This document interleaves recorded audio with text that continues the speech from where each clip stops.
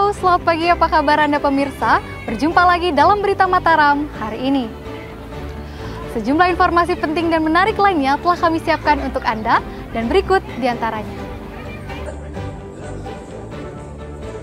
Temukan data honorer non-prosedural, Inspektorat Lombok Barat minta Pemda verifikasi ulang data pegawai kontrak daerah.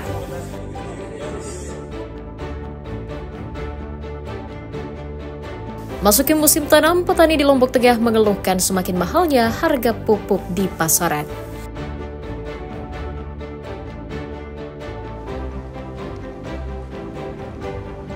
Ketagihan bermain saham online, seorang karyawan sebuah pusat perbelanjaan di Mataram curi uang ratusan juta rupiah dari brankas. Bersama saya Listia Widya dan berikut Berita Mataram selengkapnya.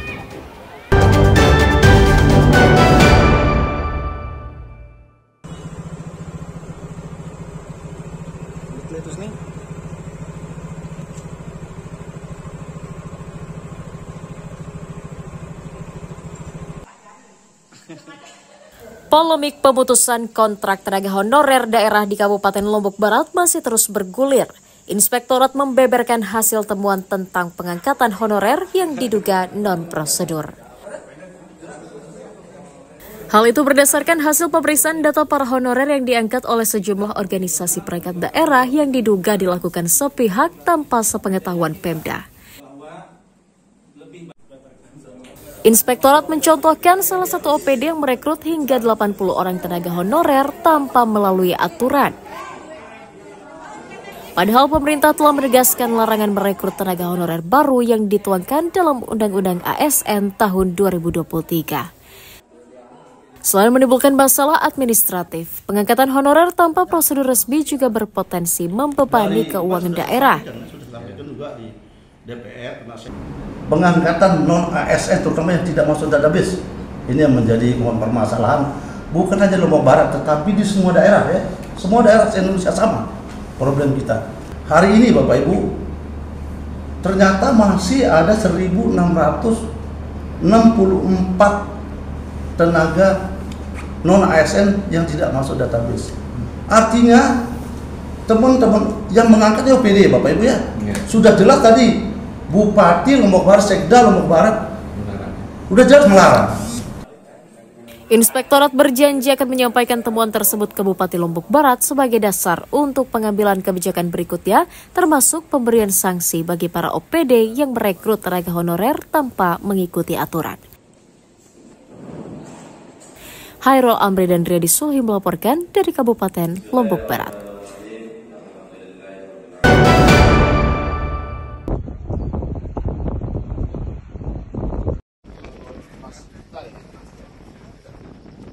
Gubernur Nusa Tenggara Barat lalu Muhammad Iqbal merespon informasi dari Komisi Pemberantasan Korupsi yang menyorot keberadaan tambang emas ilegal yang diduga berada di kawasan Mandalika.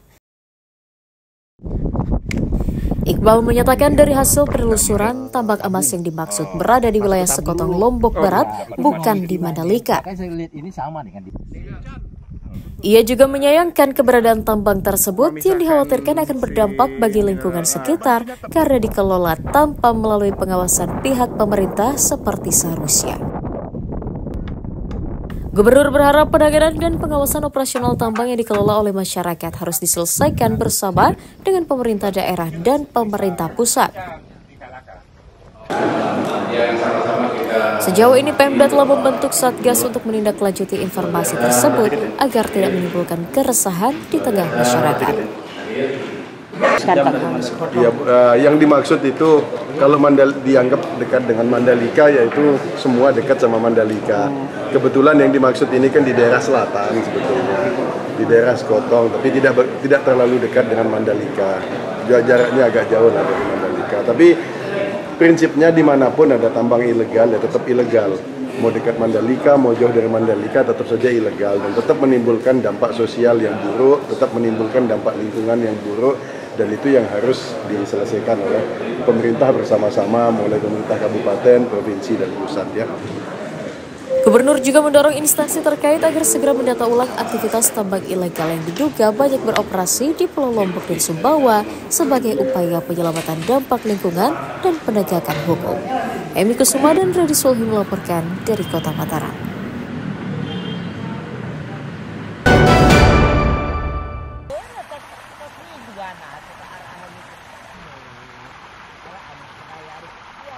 Kira-kira mau menangkap Niki?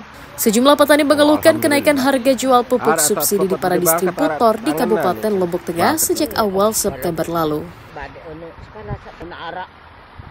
Petani mencatat harga pupuk subsidi saat ini naik menjadi Rp275.000 hingga Rp300.000 per kuintal. Harga itu jauh di atas harga eceran tertinggi yang ditetapkan, yakni Rp225.000 untuk pupuk jenis urea dan Rp230.000 per kuintal untuk jenis NPK.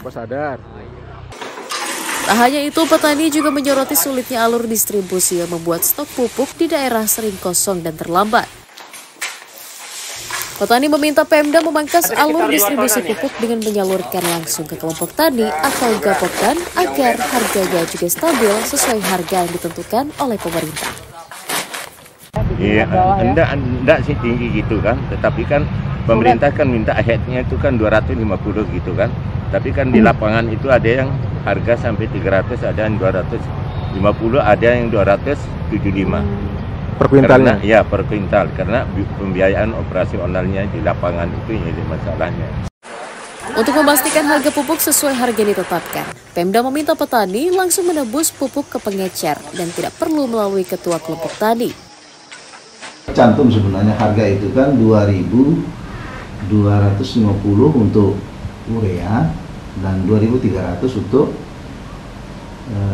NPK. Itu sudah harga eceran tertinggi. Nah juga kalau kondisi kita di lapangan mungkin, kalau itu kan di tingkat pengecer ya harganya, tapi kan petani juga kadang dianterin sama pengecer. Sebenarnya penebusan itu boleh perorangan, datang langsung ke pengecer, boleh juga menggunakan surat kuasa. Surat kuasa itu bisa saja oleh ketua kelompoknya diberikan surat kuasa oleh anggotanya untuk melakukan penebusan di pengecer. Berdasarkan data terakhir, alokasi pupuk bagi petani di Kabupaten Lombok Tengah mencapai 14.771 ton dan dipastikan aman hingga akhir tahun. Lukmanul Hakim dan Redi Sulhi melaporkan dari Kabupaten Lombok Tengah. Gerakan pangan murah gitu, itu enak banget.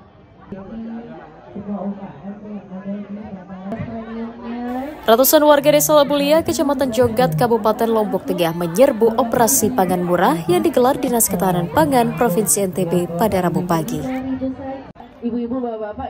Warga menyasar sejumlah bahan pokok utama seperti beras, minyak, dan telur yang dijual dengan harga di bawah standar. Dalam operasi pasar tersebut, beras dijual Rp11.600 per kilogram, minyak goreng seharga Rp15.500 per liter, sementara telur dijual Rp50.000 per papan. Selain membantu meringankan beban ekonomi warga, operasi pasar juga digencarkan di seluruh daerah untuk mencegah terus melambungnya harga pangan. Karena kegiatan gerakan pangan murah ini memang kita harus masifkan karena untuk mengendalikan kenaikan harga pangan pokok khususnya beras sampai harga beras berada di atas HRT. Untuk itu pada hari ini kita kembali melaksanakan GPM di Desa Labulia ini. Operasi pasar disambut antusias warga karena cukup membantu mengurangi belanja rumah tangga mereka. Seneng soalnya murah-murah, bedanya 3.000 satu barang 3.000 bedanya. Itu beli apa tadi? Minyak goreng harganya 15,5, kalau di rumah bisa 18, bisa 20. Di Ecer, minyak kita. Beli apa saja tadi Bu? Ini ada bawang merah, sosis, Indomie sama sabun. Rata-rata. Dinas Ketahanan Pangan Provinsi Nusa Tenggara Barat rencananya akan terus menggelar operasi pasar di seluruh kabupaten kota untuk mengendalikan harga bahan pokok serta mencegah inflasi. Lukmanul Hakim dan Redi Sulhi melaporkan dari Kabupaten Lombok Tengah.